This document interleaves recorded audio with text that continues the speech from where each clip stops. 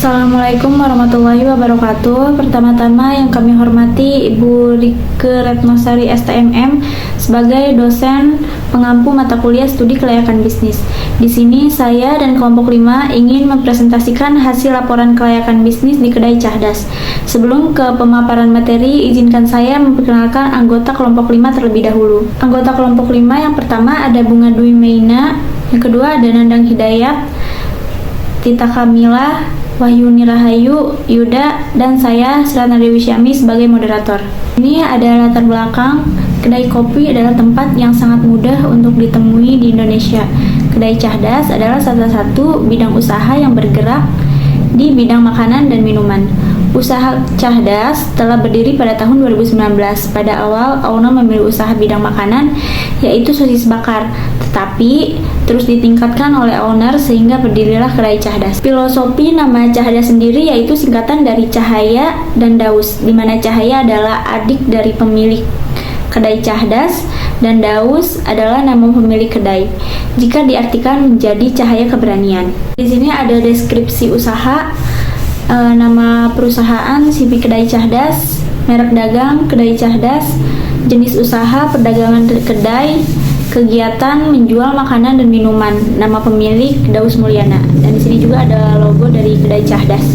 Alasan mengapa kita memilih penelitian di usaha Kedai Cahdas atau alasan memilih usaha ini, yang pertama ada coffee shop memiliki pasar yang sangat luas, yang kedua memiliki menu yang sederhana tetapi dikemas dengan modern, yang ketiga karena kedai ini cocok untuk dijadikan tempat untuk penelitian. Alasan owner memilih usaha kedai kopi karena menarik dan unik, dan owner ingin menjual suatu hal yang otentik, dan owner juga mempertahankan usaha ini memakai Robusta Karawang. Visi, misi, dan lokasi Kedai Cahdas. Visinya itu menjadi kedai yang menghadirkan cita rasa khas biji kopi lokal Karawang dan Indonesia. Menciptakan pengalaman kuliner yang otentik, hangat, dan berkesan bagi setiap pengunjung. Sekaligus menjadi tempat yang memandukan tradisi, kenangan, dan kehangatan dalam setiap sajian. Untuk misinya, menggunakan biji kopi pilihan dari Karawang dan berbagai daerah di Indonesia untuk memperkenalkan kekayaan cita rasa kopi Nusantara kepada pelanggan. Yang kedua, menciptakan suasana vintage yang nyaman, penuh nostalgia, dan estetika yang menarik untuk pelanggan dari berbagai kalangan. Yang terakhir, menyediakan menu minuman dan makanan berkualitas tinggi yang memadukan inovasi modern dengan keunikan lokal. Untuk lokasinya, Dusun Kosambi 2, RT 25, RW 27, Duren, Kecamatan Kelari, Kabupaten Karawang, Jawa Barat.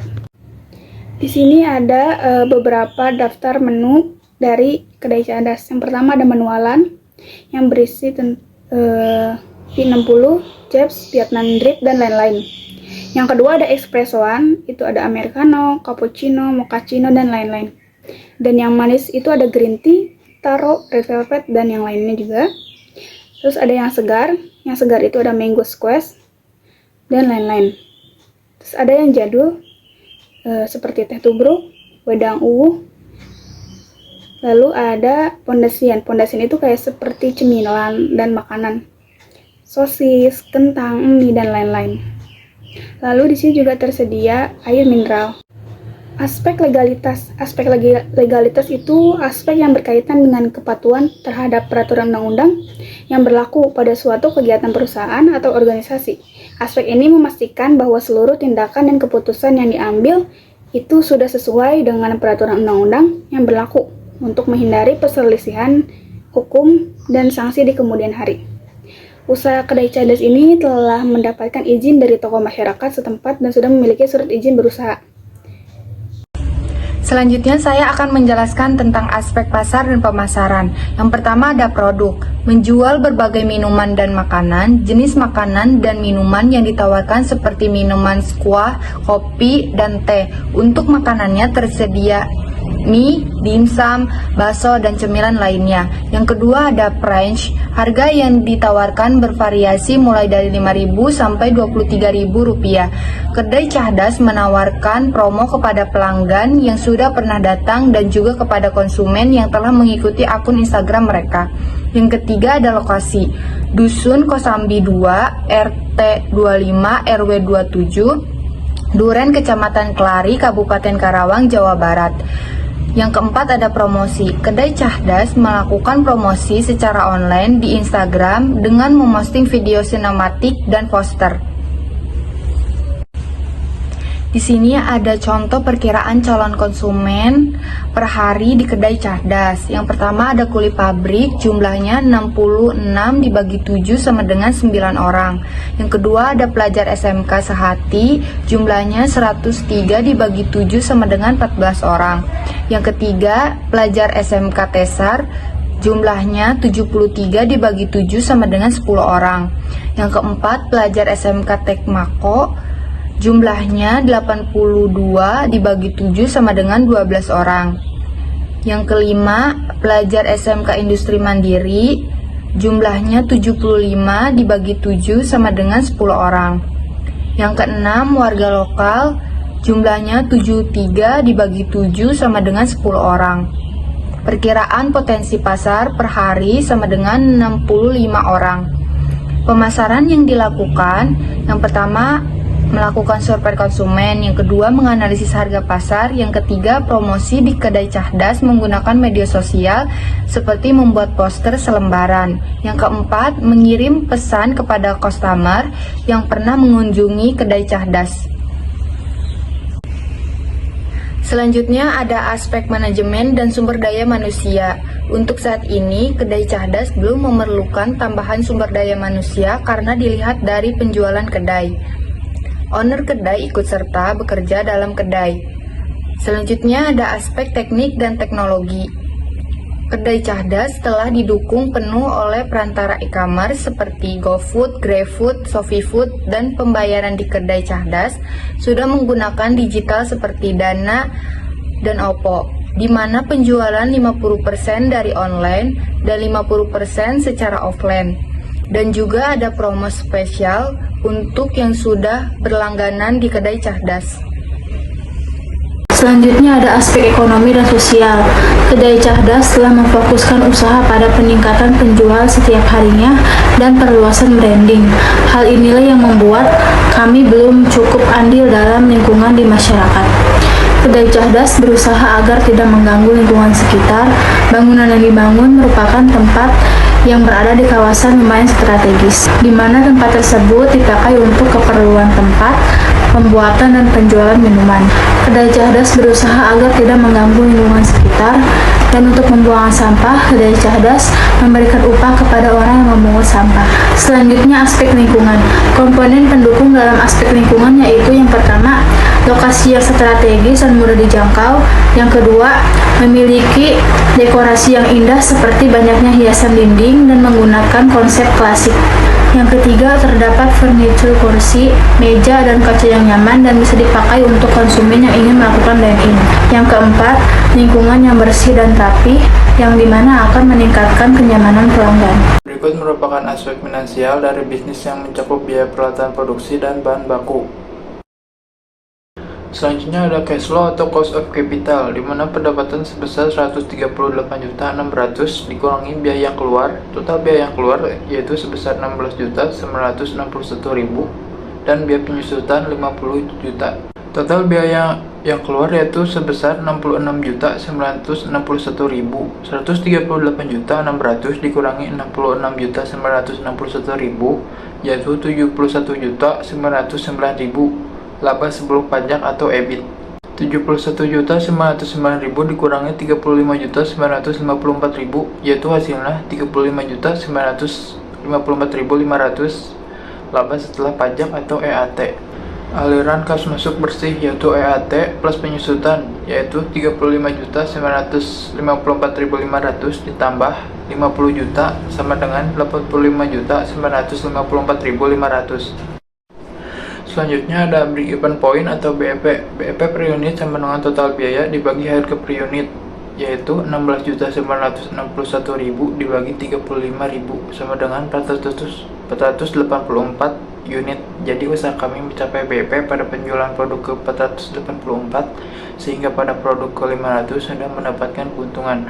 BEP rupiah sama dengan total biaya dibagi unit, yaitu 16.961.000 dibagi 500 unit sama dengan 33.922 perak. Jadi usaha kami mencapai BEP pada saat produk dijual dengan harga 33.922 perak, sehingga pada saat dijual dengan harga 35.000 sudah mendapatkan keuntungan.